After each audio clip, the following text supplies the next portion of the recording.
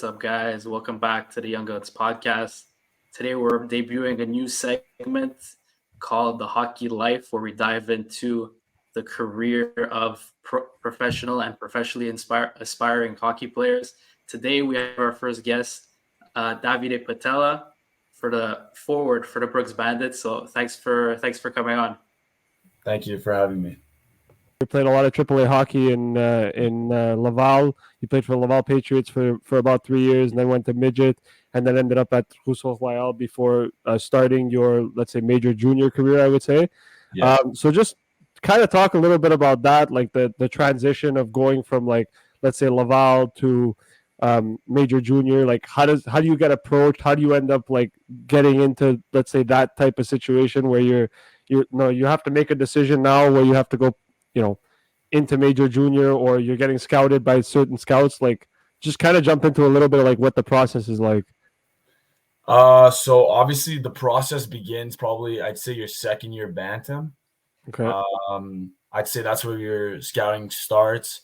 Your scouting for, let's say, Hockey Canada would be at like provincial events. So maybe like Team Quebec or the Quebec Games, also known the Jeux du Québec. Yeah. But I'd say your first year midget, that's when like you get scouted for junior major. Also for NCAA schools, because Quebec is east, you'll get a lot of NCAA teams coming to your games. A lot of teams are down east of the states, so that's pretty cool. Every game you get a couple. You obviously get, I'd say, 6 Q scouts or junior major scouts, and then you'll get like 2 or 3 schools. The transition was pretty. It depends. Let's say your play style. That's what I'd say the biggest thing is. When I was getting recruited, I had a big frame, but I wasn't. But like my potential was more. My ceiling was higher if I would have went NCAA, because I could play until I'm 24, and then where a junior major would be 20.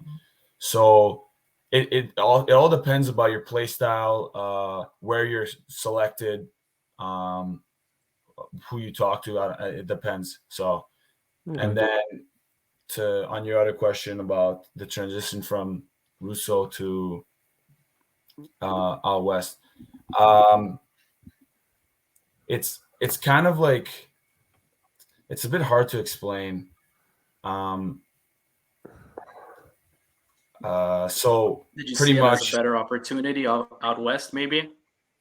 Yeah, it's definitely a better opportunity out west to go the school route. Well, obviously, if you chose the junior major route, you have to stay in Quebec. You can't really go out west. But out west was I got recruited. So I got recruited by a school, and they told me there's a team that's rebuilding. So we want you to play there for 2 years, and then you could come into our school, university.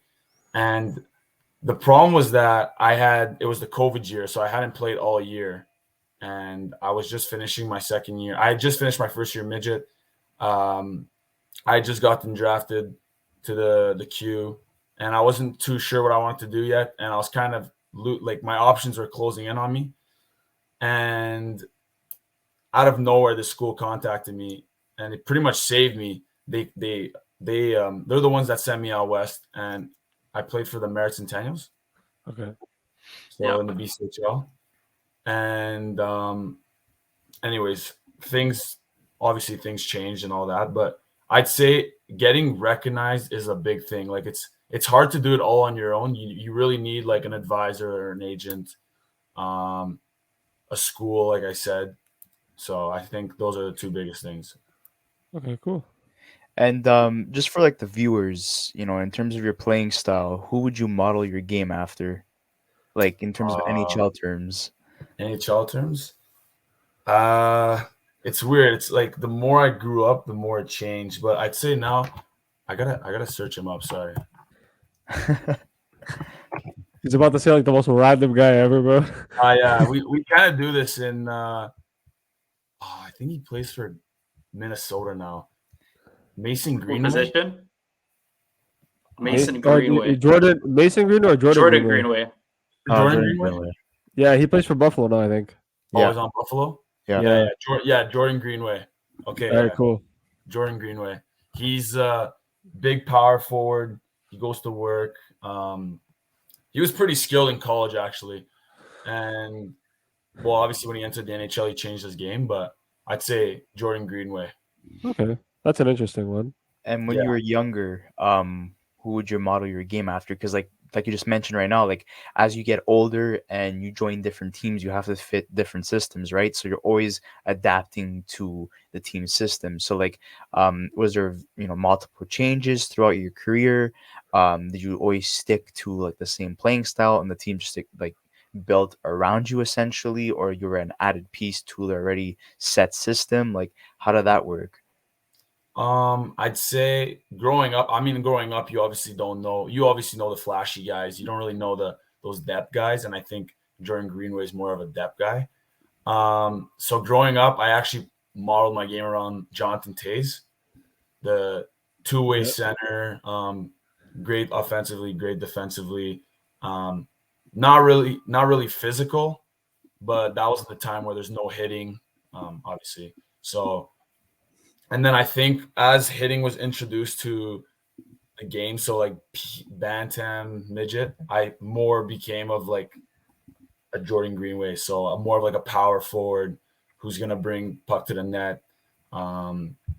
Obviously, still play defensive, but bring more power to the game, more speed, other than Toews. Nice. So, yeah. So I had a question. It's kind of elaborating on what you said before. You got drafted by the St. John Sea Dogs. Yeah. But you didn't, I believe this was in 2020, and you didn't elect to play for them, and you got the call from the team in BC. And why did you make that decision, and why do you think that was the best decision for you to make in terms of progressing with your hockey career? So so I think it was 2 days before the draft. I was talking to St. John a lot. They've kind of followed me all year, and they were going for a push in 2 years. Yeah, in 2 years, because they won the Memorial Cup in 2022.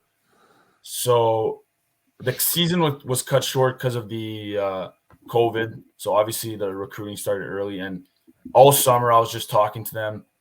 And then 2 days before the draft, like I said, my advisor called me, and pretty much we had like a long talk about the difference between major, junior, and college hockey, the benefits, what I'd be introduced to if I went to major, junior, if I went to college.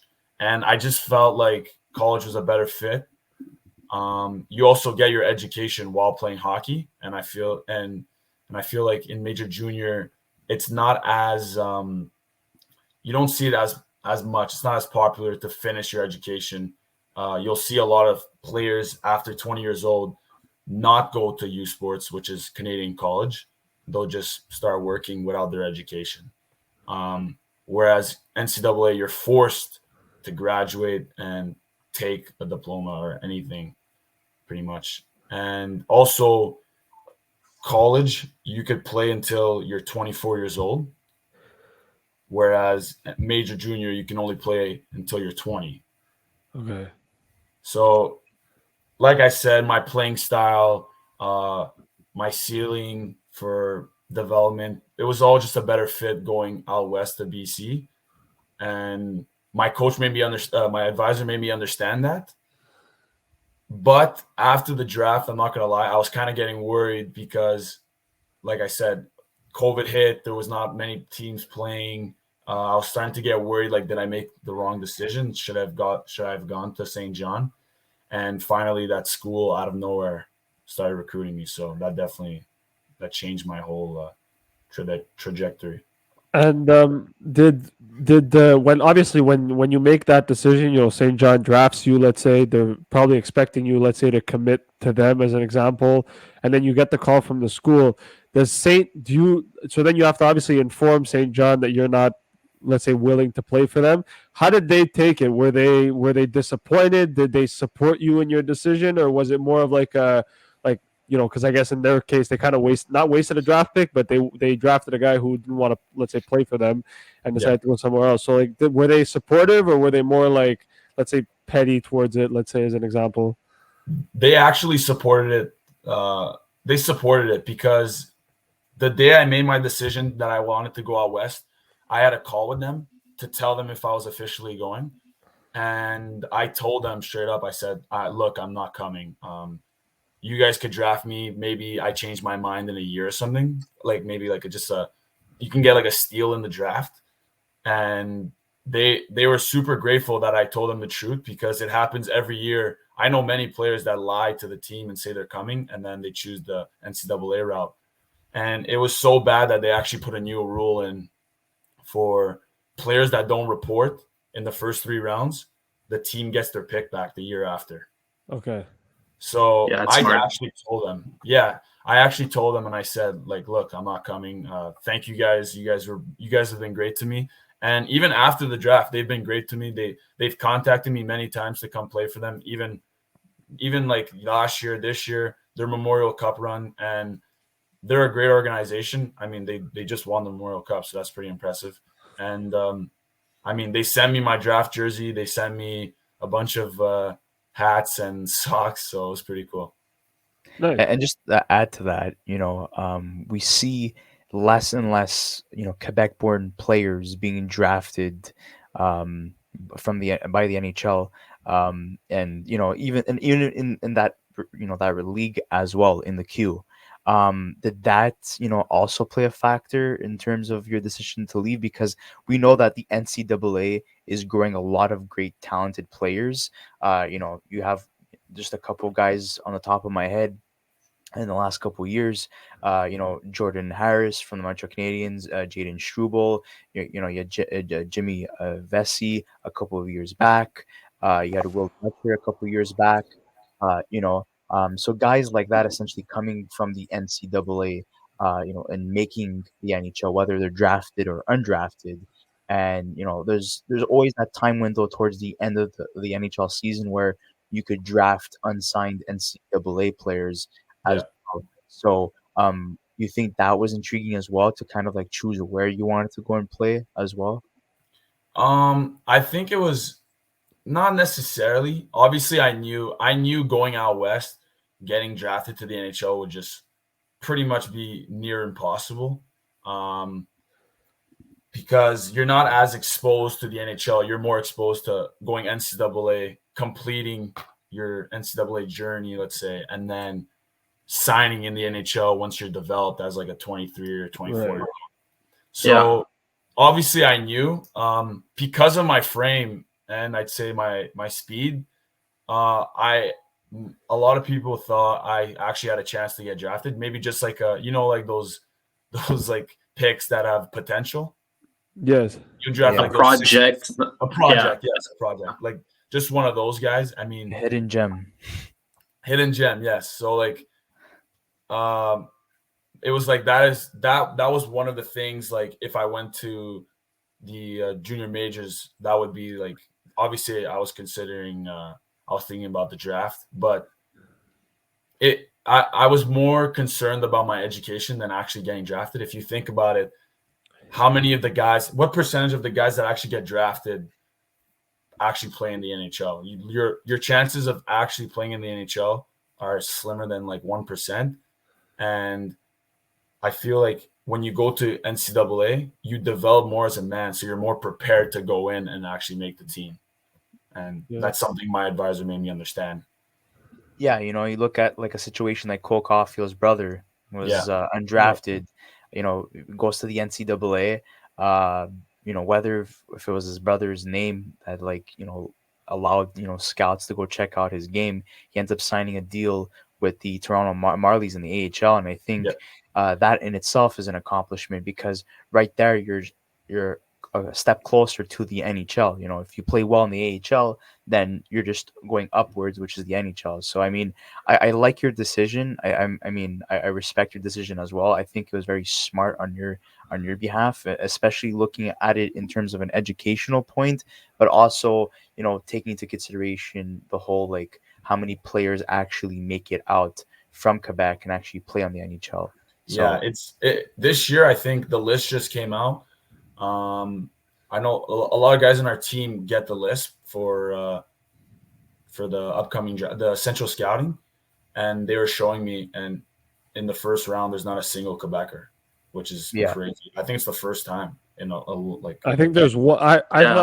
I saw one. I think that was potentially going to go, and I don't. Maxime Massé, I think is his name, but I think that's probably the only one that I've seen. But yeah, the Quebec major junior leagues in general, and even just Quebec-born players in general, don't have a lot of love in this draft. I don't know why. I'm not sure if it's just the talent level, or, you know, I know it's a very defense-heavy draft in the NHL right now, but in general, like, I think that's something that I actually wanted to touch on a little bit, just kind of your opinion, because I think we've seen a lot of people talk about it over the last couple of years, but, you know, Quebec major junior in general, you know, for a long time, you look at guys that are Quebec-born players, let's say, as an example. There are some that play in the NHL, but I think there's always been that argument around Quebec where, you know, there's not enough Quebec-born players in the NHL and stuff like that. What's your opinion on it, in the sense where, do you think that it's more of a situation of it's not Quebec-born players aren't in the NHL because the talent level is different compared to, let's say, the OHL, or let's say even to some extent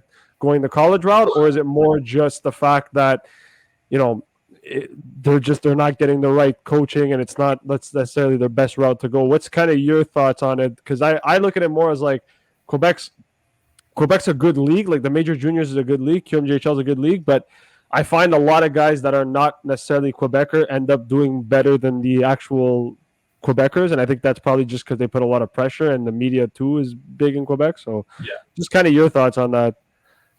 It's really weird because the last 4 years, the winners of the Memorial Cup have been Quebec teams. Yeah.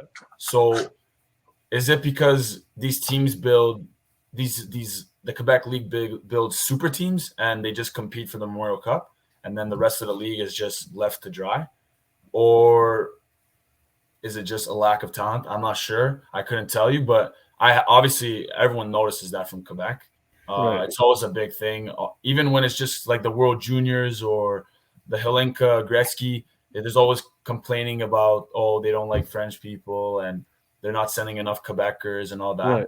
And I wouldn't say it's necessarily that. Like, being out west, I follow. Well, it's just you're around a lot of the WHL teams, Right. and I mean, if you look at the last guys that have came out of the West, there's Bedard last year. This year, Macklin Celebrini, he's from BC. You got this new guy, Gavin McKenna. Yes. Yeah, he's unbelievable. He plays for Medicine Hat, and he's 2007, so he's only getting drafted next year. There's an 09 in Edge. It's a prep school in Calgary. He's like lighting it up right now. He's unbelievable. And it's all these guys out of the West, these just young generational talents. And it's weird because I've seen high school, prep school hockey out west, and it's super dominant, the best in Canada. And then you go out east, and it's super weak. Whereas city hockey, so midget AAA and band AAA, it's dominated in Quebec. Everyone wants to play for the city. And every time they go to the TELUS Cup, it's always the same winners, like Quebec, Ontario. Whereas like city hockey is not, it's not popular it's obviously popular, but it's let's call it more affordable out west. Okay. And a lot weaker, it's weaker, it's way weaker. It shows when they go to the TELUS Cup, which is the national tournament for midget AAA. And is it maybe the prep schools are developing their kids better? Is midget AAA doing a bad job? I couldn't tell you. But at the end of the day, you can't forget the WHL is 4 provinces, Right? 4 big provinces, you know. Right. Whereas I mean, with the Maritimes, it comes out to the same thing, but the Maritimes are smaller. That's always my argument with my teammates because, I mean, they're all from out west. Right. But it's hard to say. Obviously, it's everyone knows it's not hidden that Quebecers have taken a step back. But yeah, Is it development? You think it's strictly development? Is it the number of hockey players that are in the province? Like, what do you think the biggest factor determining why? Like, if you're looking at a draft, like you said, guys coming from the WHL, from Ontario, and the NCAA are probably the most common first round picks nowadays, and guys from the Q, like the last big one was probably Alexis Lafrenière. Yeah, and the names keep pretty much diminishing, I would say. Yeah, it's crazy because out west, it's just eat, sleep hockey. Everyone. I showed up in a town outside of Winnipeg in Manitoba. It's called Verdun, and I think there's maybe 10,000 people there. We stopped for gas, me and my roommate, and some guy saw I was wearing a Brooks jersey and he was freaking out, and he was congratulating me about winning the national tournament last year. And I was just like, wow. I walk around Quebec and no one knows who I am. No one knows who the Brooks Bandits are. And I feel like in Quebec, hockey is just losing its pride. It's losing its prime. Maybe up north less because you got a lot of Q teams, but you don't have a single Q team in Montreal. The only Q team is Armada. Yeah, well, they used to have one, the Montreal Juniors. Yeah. And I want to say that has a factor on it. I feel like hockey isn't as popular anymore in Quebec, and I think that's definitely a big, like, we have so many people too. We have a huge population, and I feel like a lot of the population just chooses other sports or just doesn't like hockey. So everyone plays hockey here, girl or boy, everyone starts in hockey. So I think that has a big factor too. And you were part of a blockbuster trade. There's literally articles that have the title, blockbuster trade. And just to go like over it, so you were traded for 3 different players. So Quinn Disher, Ethan Decay, and Ethan O'Halloran. And hopefully I got You're gonna ask him who won the trade, basically. Yeah, let's do a little bit of a trade breakdown. No, I'm joking. No, so like, how does it feel to be traded? Like, you're a single. They're like they are solely targeting you, and they're willing to give away 3 other individuals just for you. Like, how does that feel as a player? It felt honestly, it was a confidence booster for sure. I wouldn't say we had the best seasons when I played in the BC with my team, and I was kind of losing a lot of interest from schools, and it kind of just reminded me like you're worth it. And it's not, things weren't as bad pretty much, and it was pretty cool. I actually got traded from my team, so Merritt, to Cowichan, and yeah, I didn't report pretty much. I kind of pulled was it Jonathan Quick last year who didn't report? Oh yeah, to Columbus, yes, because he got traded to Columbus and then he got traded to Vegas, yes. Yeah, so I pretty much pulled a Jonathan Quick, and then this new team was trying to find a team to trade me to.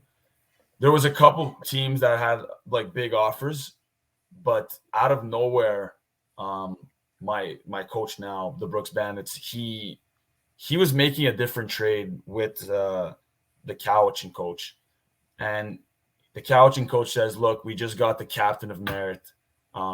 He doesn't want to come. Maybe you want him."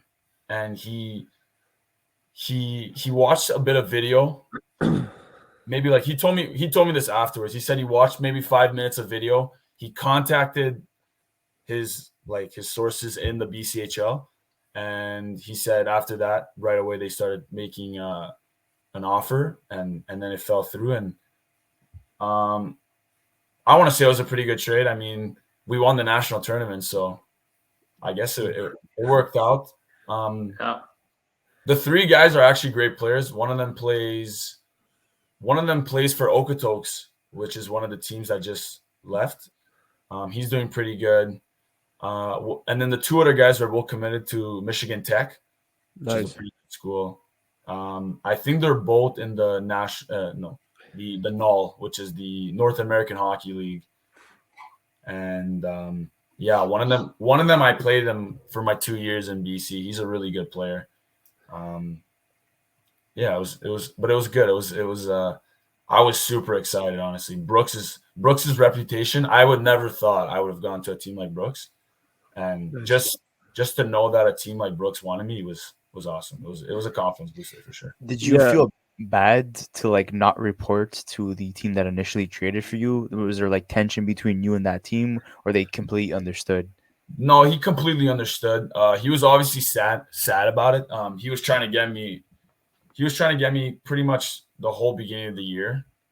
And I just pretty much explained when I asked for a trade.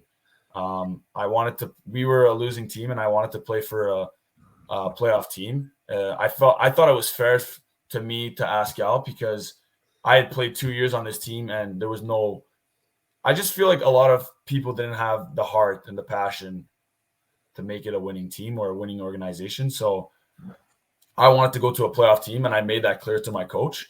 And I'm just going to say he didn't listen. And he traded me. So there's 18 teams. We were 17th place. He traded me to the 18th place team. And so it's the only team that was worse than you guys, essentially. Yeah. So and they had a better chance of making playoffs than us. And that's what the coach's selling point was to me. But I don't know. I wasn't really interested. And I knew the other options that were available. So I told him, I told him to his face, I said, look, like, don't trade me there. I'm not going to go. I'm your captain for 2 years. Like, I don't know. I thought they would treat me better. Anyways. Right. And then, I had a question for you regarding like how the trade scenario works. Who's negotiating the trades? Well, I know it's the 2 organizations, but who's telling you like, hey, this team might be interested in you? Who's breaking down the trade implications with you, asking if you want to go there? Like, how does that whole process work? So usually the team, a team cannot contact you, which is it's considered tampering. Yeah. And if tampering is proven, there's a huge fine. So I wasn't actually allowed to talk to any teams. And usually it's your advisor. And your advisor is just kind of like a messenger telling you what the team says and then back and forth, unless the coach of your team allows permission to that coach to contact you, which is what he did with the team he traded me to. And I told that coach too. I told him I'm not interested.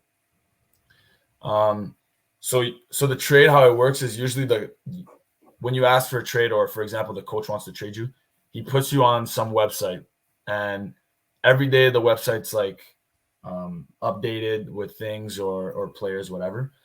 And you can put as many players as you want. You can put your whole team if you want on the website. And then I guess teams, they look at the website and if they see a player they like, they'll start communications with the coach. And for the trade to fall through, the coach and I think the director of player operations has to sign off on both teams. Okay. So that's how the trade falls through. And I was actually going to ask. There was actually two questions that I was going to ask. The first one is obviously, so you end up playing in the AJHL and the BCHL. You end up doing both. My first question was, do you receive like a salary for playing, or is it just basically education and that's about it? And you play for the team and you get an education at the same time, or do you get like a small salary for your time there? So one of the things about playing out west is that you're not allowed to get paid. Okay. Or junior A, pretty much. If you're any league underneath junior major, you're not allowed to get paid, because if you get paid $1, you lose your eligibility to play NCAA. Okay. That's what that's the difference between junior major and junior A. So that's why when the draft comes around for junior major, you have to make a decision, because the minute you sign like any sort of contract or play any exhibition in junior major, I think you're allowing yourself to get paid, and you lose your eligibility. Right. So which is similar to like college football and all that stuff when they weren't allowed to get paid. Nice. So we're not allowed any salary, nothing like that. School, you usually grade 12. You have to do grade 12, obviously, because you need to go to university to graduate. They don't have CJEP out here. Right. And then, but it's not after grade 12. It's not mandatory to take school. You have to find pretty much you're on your own after that. But once you go to university, you have school. Okay. So, and the second question that I was going to ask is actually persisting to like, so what's your next step? Let's say after let's say this season, like, are you planning to like go play in the NCAA? Do you have any like, let's say, offers or any teams that are potentially looking? You don't have to name the teams if they are, but I'm saying like, do you know any? Do you have any like idea of like where you want to end up? Is there anybody like potentially looking at you that from different schools, let's say D1, D2, D3, that are of interest? Like, what's your plan? Let's say moving forward in the future, like over the next, let's say, year and a bit. Like, do you have an idea a little bit or? Yeah, I have an idea. Obviously, in our team, this is actually crazy. We have a 23-man roster right now. Okay. 20 guys are committed NCAA. Nice. I'm not committed. I got interest from a couple schools. I don't have any offers. And I can't really say what my preference is, but where I want to go. But I want to come back one more year, because I have one more year left. Okay. Now we're in the BCHL, so obviously play a year in the BCHL, and I'm hoping for a D1 scholarship. And then I want to go to the States and pursue my hockey career while being in university. Okay. Usually D3 schools will contact you your 20 year, so next year for me, because I don't want to say they get the D1 rejects, but sometimes when the players don't get D1, they'll either go U Sports, which is Canadian college, or they'll go D3. Right. But D3 has some great programs. Like, it also depends what you want. Like, if you want to go to Harvard and you can't play D1, you can go to the D3 school. There's this thing called ACHA. It's ACHA, and those schools are pretty cool.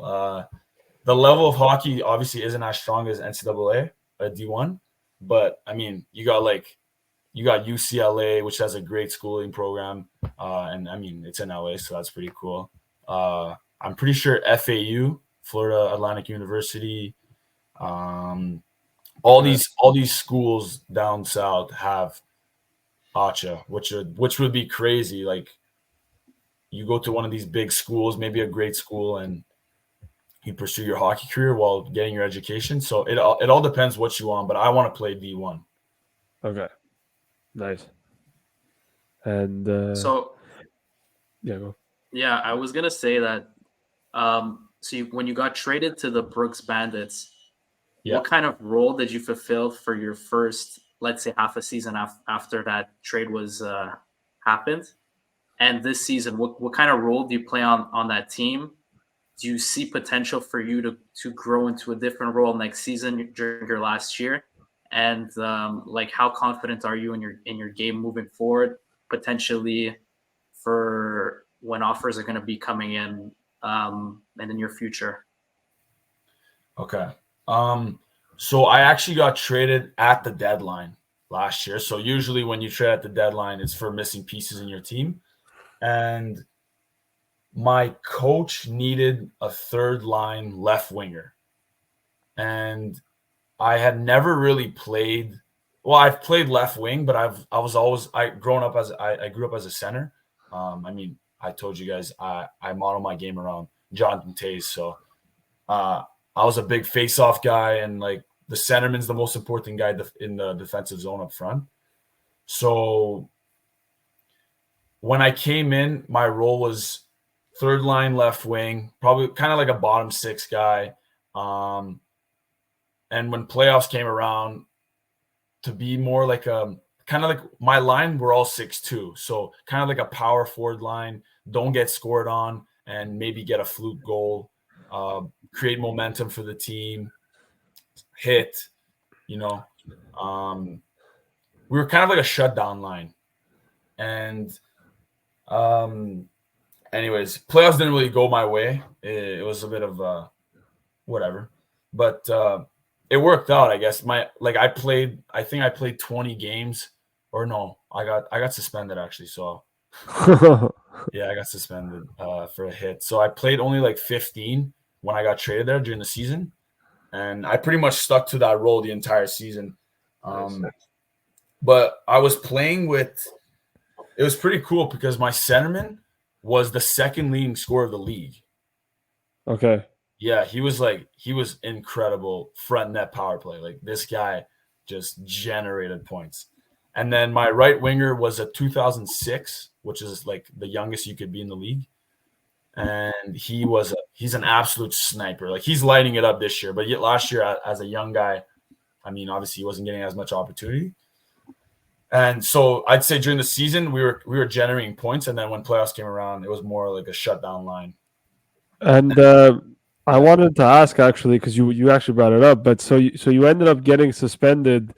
So you said you ended up getting suspended. So how does like that work? Obviously, when you get suspended, it's because you did something bad, let's say on the ice. But like, how does that happen? So you end up getting, let's say, kicked out of the game, and then the league, let's say, gives you a call and lets you know, like, look, you're gonna have a meeting for like, let's say 2-3 games. Like, how does that process work, knowing that like after the game you're probably gonna have to meet with the association to figure out like how long the suspension is? And how long was your suspension? How long were you out for? So I was out for 3 games. It was awful because it was parents' weekend. Oh boy! And my mom and my aunt had already booked to come down and watch. It was crazy. It was very unfortunate. I missed the entire weekend, obviously, and we were playing an average team, middle of the pack, and I hit a guy. It was weird. It was the weirdest thing. I was forechecking a guy, and the D-man. It's kind of hard to explain.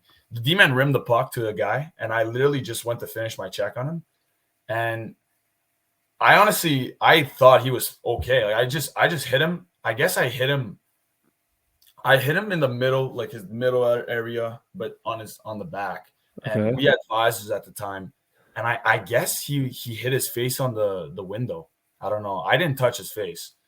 And I skate up the ice, and all of a sudden the whistle blows and there's a guy on the floor. And I just turn around. I'm like, what's going on? Like, what the hell? And I get a boarding penalty. And he was like, he was stuck to the window too. Like it's not like he was far away and he went flying head first. Like he was against the window. He's against the boards. He was against the boards, and I hit him here, like here, and then he just like hit his face like that. Boy. And I was like, what's wrong with this guy? Like I barely touched him, and I don't know. I guess I was wrong. He gets up and there's blood on his face, and I was like, whoa, like what?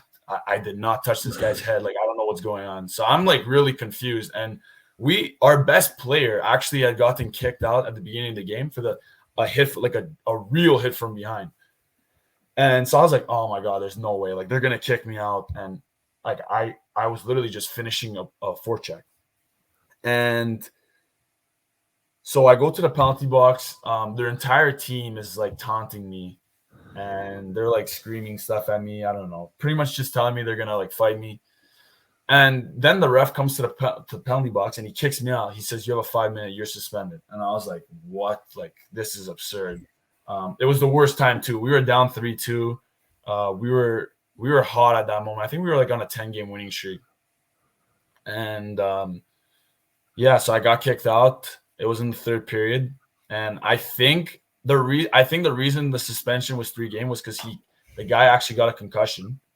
And and so it's you don't have a hearing unless it's like major, like really bad, like a super dirty hit, or I don't know, maybe like stepping on someone, like like something Right. like Something that's malicious.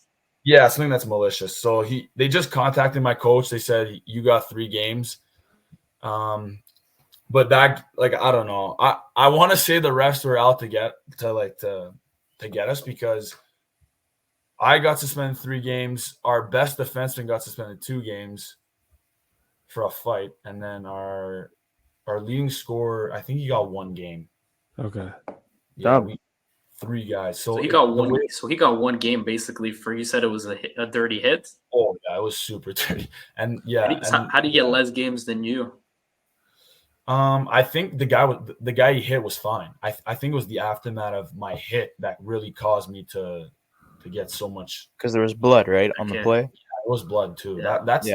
I didn't understand where the blood came from. I honestly, genuinely do not understand how he started bleeding. But and did you guys face that team after that, crazy game where like everyone was getting suspended? So pretty much we ended up losing that game so there was maybe like 6 minutes left. We got a 5-minute penalty. Well, I mean, our PK is like 92%. Like we were super strong. We'd have more goals on the PK than some teams on power plays. And so we weren't worried. Like we thought we were going to score on the PK, and we ended up losing. We hit like a post and we missed a 2-0 on the PK. And we lost that game 3-2. They were going crazy. Like they were taunting us, just all that stuff. And we played them later on in the year, maybe like 3 weeks later, and we scored 3 goals in the first 5 minutes, and we won the game, like I think 8-0. And every single goal, the entire team was just like giving it to them. Wow. So yeah, we did end up facing that team. But the suspension thing, there's nothing like there's no hearing or anything like that, nothing crazy. It's pretty much we just wait for the coaches. The coach will tell us, and we just wait for the coach to get the call from the league. Okay. And my final question for you is, you mentioned some great players that you played with in the last couple of years. Is there anybody that you've played with in the past that are now playing in the NHL or got drafted?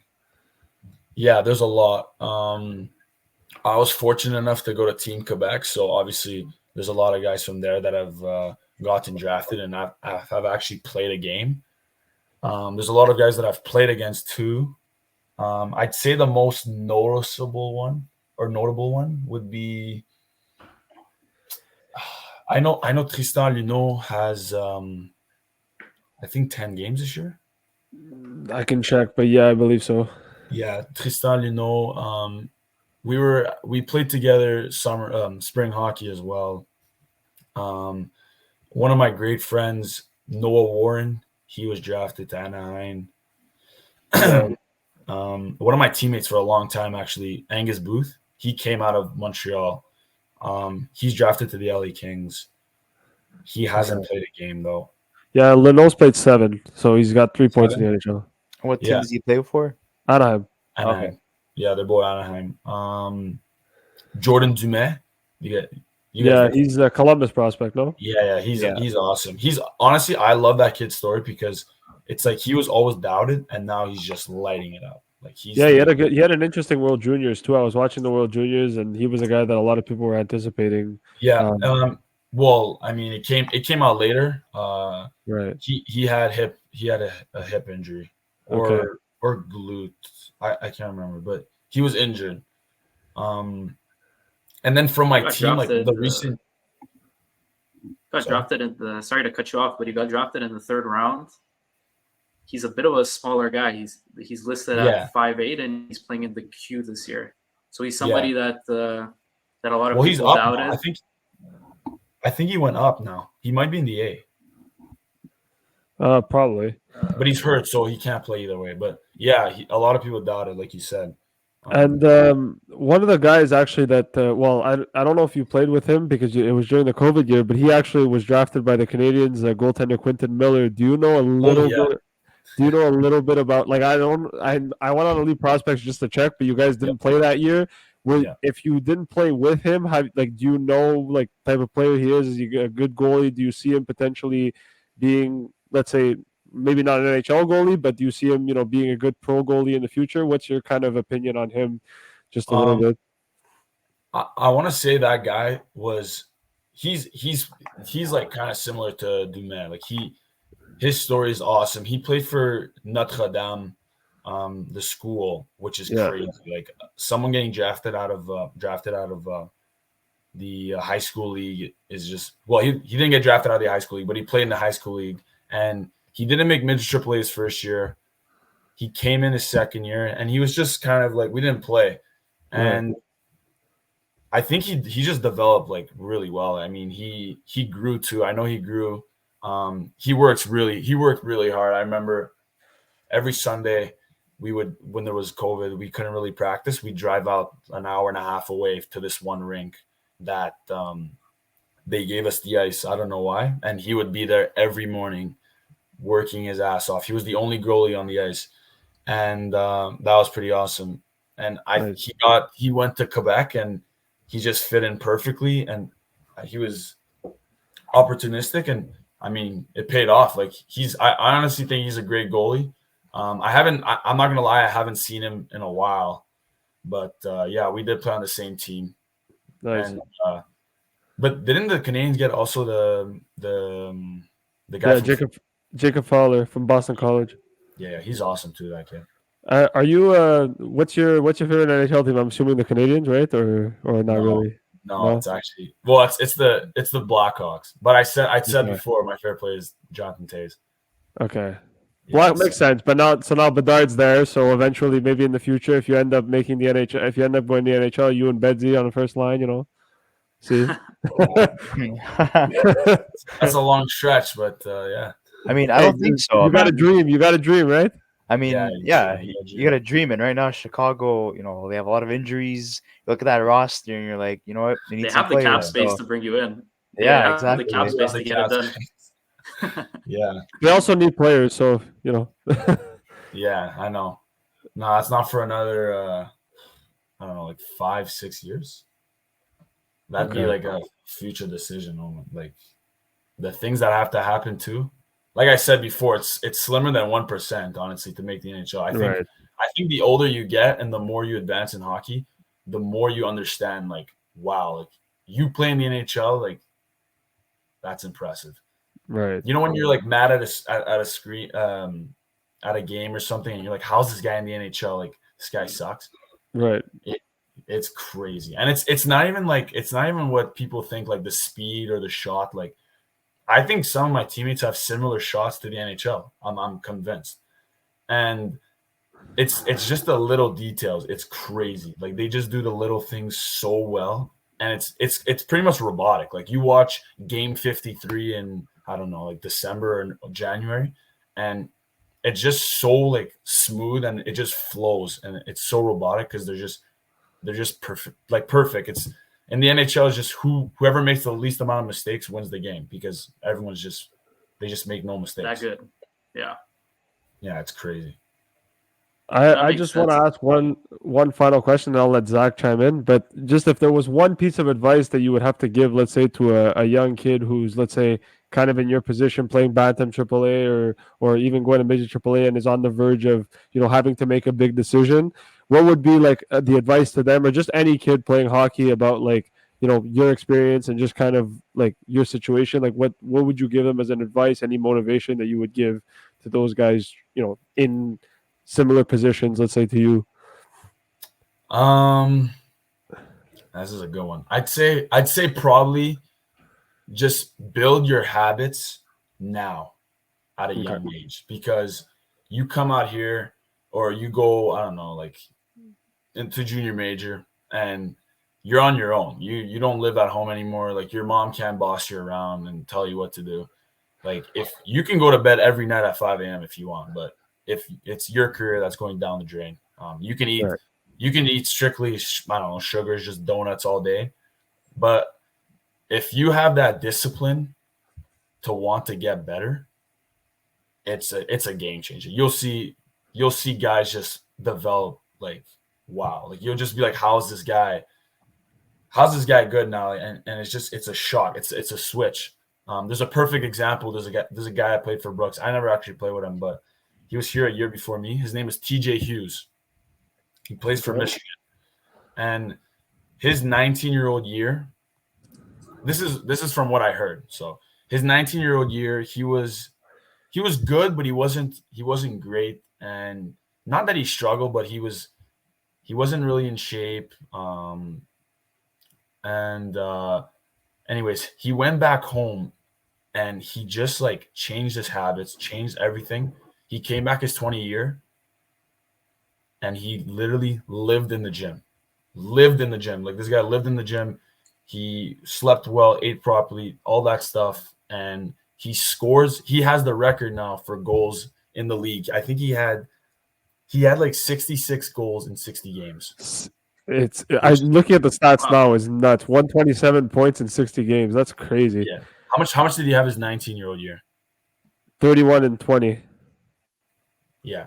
Well, I guess there was COVID too, but I mean, if you look at that jump, like that's just crazy. And he's doing well at Michigan too. He's got 32 points in 24 games this year. Unreal. He's doing unreal at Michigan. Like he's just going uphill. And good for him. Honestly, good for him. And to think like this guy was committed to a weaker, I will just call it a weaker NCAA team. And he got out of it and he committed to Michigan, which is like one of the best programs. Like it's unbelievable. It's unheard of what he did. And he did that off like discipline, hard work. And I know, like, so my advice to a kid would be like, I know everyone says like hard work pays off and all that stuff. And it's like everyone says that, like hard work beats talent. But like it's proven. Like, you know, I'd say if you bring the facts to the table, it's proven that hard work pays off. And all these NHL guys at the end of the day, they work their ass off. So I just say, like discipline and hard work and just creating good habits at a young age. Even Pierre-Luc Dubois works his ass off. So. I didn't want to end it on Pierre-Luc Dubois. I'm sorry, but he's a good player. That comes from Quebec, so we're gonna support him and hopefully he turns things around in LA. I mean, he's in LA now, so he's where he wants to be. Apparently, no excuses anymore for he's got to hit the gym and take the donuts out of his diet. I think. Maybe I actually have a funny story about him. Me and Chris ended up meeting him at Cafe Milano's when Italy were playing in the Euros. Yeah. And we actually didn't, like, we knew it was him, but like we were trying to be like very discreet, but I think everyone knew that it was him because he was just like chilling there in the middle of the open. Yeah. And then after the game was done and Italy had won the game, they were playing against Belgium that day and we were all coming out. Everyone like freaked out because he had just walked out with like by himself and he basically waved to everybody. So it was just kind of funny. And then like a couple of months later, he ended up getting traded to Winnipeg. Yeah. He ended up getting traded to Winnipeg and that was the end of that. That's crazy. Yeah, it's crazy because I feel like the older you get, the more you'll like recognize players. Right. But yeah, that's crazy. That's so. He was at Cafe Milano's. That's awesome. Yeah. Out of all places, in Laval on top of it, like during the Italy versus Belgium game, it was just weird. I literally shook the guy's hand that forced 2 trades to happen in the NHL. So I mean, pretty powerful guy. So yeah, it's really cool. I didn't feel it in the handshake at the moment, but a couple months later, I learned how powerful that was. So, when he raises up his hand, you better listen, or else he's gonna request a trade, I guess. So that's just crazy. Yeah. No, there's also exceptions. Yeah. Phil Kessel. Yeah. Right. Definitely. He's a stud. Is there anything else that you would like to add, Davide, before we close off? Actually, yeah, it kind of touches what you asked me about advice to a kid. All right. This is more towards like the path they take. But it's kind of like speculation, but we could like talk about it. Okay. No So pretty much, there's a rumor going around that in a year to 14 months, so not next September, but the September after that, NCAA teams or schools are allowed to commit junior major players. Did you see Oh that? yes, I've heard of this. Yes, I have So- somebody that works in the queue, or I know somebody that works in the queue that told me the story. But yes, That's crazy. That's gonna be crazy, because if that falls through, it literally, like, it's just gonna be powerhouse leagues. Like, yeah, all the best players are just gonna consistently play against each other, and I want to say it's because all the Canada teams did awful this year at the World Juniors and stuff. Every Okay. league, and but it's gonna be wild. Like that's gonna be crazy. You'll have, like, think about it. You have guys like Fantilli who are gonna play. Let's say, I don't. Where's Fantilli from? I don't even know. Is he from Ontario? Yes, I believe so. Pretty Actually, sure. yeah, you're right. Yeah, He is from he would've Ontario. played OHL. Let's say someone like guys like that, like guys that like Macklin Celebrini. He'd be in the junior majors right now. You know. Okay. And it's just crazy. Like, Canada and North America is just going to get so much better if that happens. The development's going to be insane. The thing is, at what age are these are these prospects going to start going in, though? You know, like when you play junior major, I feel like you're rushed to go into the NHL or the AHL, because after your career in the junior major, you're done. You either go pro, you go to Europe, or you go to Canadian University. Right. And this, now, it's like you're done, but maybe you're not ready for the NHL yet. You go to NCAA, like a great league to make NHL prospects, and then Yeah. it's wild. It's just So, really good for development, because now with the eligibility rules currently, that can't really happen. yeah, But if that is, yeah, they're exactly. able, like you're saying, like, you might be, 18, but you haven't really hit your peak yet. Yeah, And then if you get that opportunity to go play in the NCAA, then you could put a good 2 years of work, and maybe you hit your stride, and then you're ready for the NHL. It just gives everybody kind of like an even playing field, and especially it's great. Like you said, for the guys in Canada, like it's a game changer. yeah, it would be crazy. Like, it would make your decision so much easier too. Like, at a young age, you don't know which one's the better decision. I know a bunch of guys that regret their decisions, and they wish they went the other route or whatever, and vice versa. But this is just like, your goal is literally to, like, a Montreal boy or a Laval boy like myself. I would have never told a team like St. John, no, I'm not coming, because my goal is to play junior major NCAA. It's not. It's going to be more like college football or like college basketball. It's not like there's no major junior for football and stuff. You know, it's just like you go straight to college. You have one decision. You can't screw up your decision. So yeah, it's going to be a game changer for sure. That's if it falls through. It looks like it is. It looks pretty promising. And to think, if you really think about it, the only reason why players can go to NCAA from junior major is because they make like $100 a week, and it's kind of just gas money and a bit of change to buy food once a week. It's I know it's funny, but it's actually true. It's you Can't even buy groceries based for on what $100 you anymore. no, and it's crazy. It's actually crazy. It's kind. I want to say it's kind of stupid. It's just like you kind of limit someone's like career path, or I don't know, like ideas. It doesn't give them structure at all. Like, it doesn't insulate them. Yeah, and because you get paid $100 a week, you can't go play NCAA. You know, you can't get a great education in the States. So, and now they took that out. And then obviously in other sports, they have the deals now, like the NIL. I don't know what it's called. NIL. Yeah.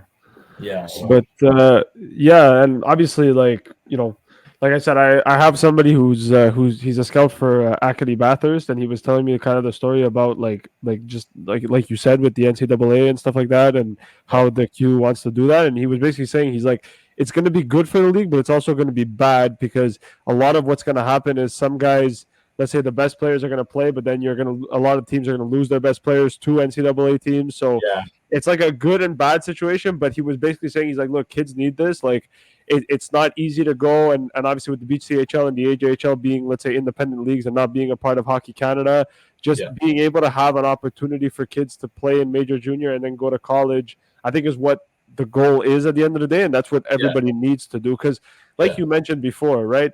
Yes, it's always good to everyone's dream is to make the NHL, right? Especially if you're playing hockey, that's the dream no matter what. But at the end of the day, if you don't have your education, like you said, a lot of it is basically for nothing. And so, it's always important to get your education. So there's at least, like you said, there's an opportunity where kids can go play major junior, have an opportunity to get drafted in the NHL, but also, go the NCAA route if they need to. So I think it's a really good idea from them to do that. And hopefully, like you said, hopefully it falls through and it ends up working out, because I think that would be big for any kids in the future. And I think it also makes, let's say, parents even more comfortable to say, look, my son, even though he's going to play major junior, has the opportunity to still go get his education as well. Oh, for sure. Yeah, for sure. That's so true. Just like a plan B in your back of your head. Like I feel like parents will be way more comfortable sending their kids far away because they know they're going to get an education, Right. Like, now in the Q, it's kind of weird, the rules. It's like, if you don't use your scholarship, every year that you play in the Q, you get a year paid for in university in Canadian college. But if you don't use it by the first semester, it's all gone. So so it's basically like a waste of time. Pretty much. A lot of players, they want to take like a break and just like see, like, I don't know, like look at their options, and their money's gone. Their whole scholarship is gone. So, but yeah, I didn't think about that actually. That's super smart. How you could be like an 18-year-old Q player, like an Armada player, and then you just go into NCAA because you want to go in earlier. So I didn't think about that. That's really true. Yeah. So, yeah. Anyways, but it's so far away, so you never know. For sure. Yeah, but it's a good thing to look at, like, because we care about, right, like the development of Canadian hockey players and the representation in the NHL. We're all good Canadian boys here, so if the future if the future of development and well-rounded Canadians is there, then we're happy for it. Davide, thanks for joining us. It's been a real pleasure chatting with you. Any final words, Chris and Luca? No, I just wanted to say thank you so much for doing this and kicking off our our new segment here, talking about, like, the ins and outs of the hockey life essentially. And it was an honor to have you on. So thank you so much.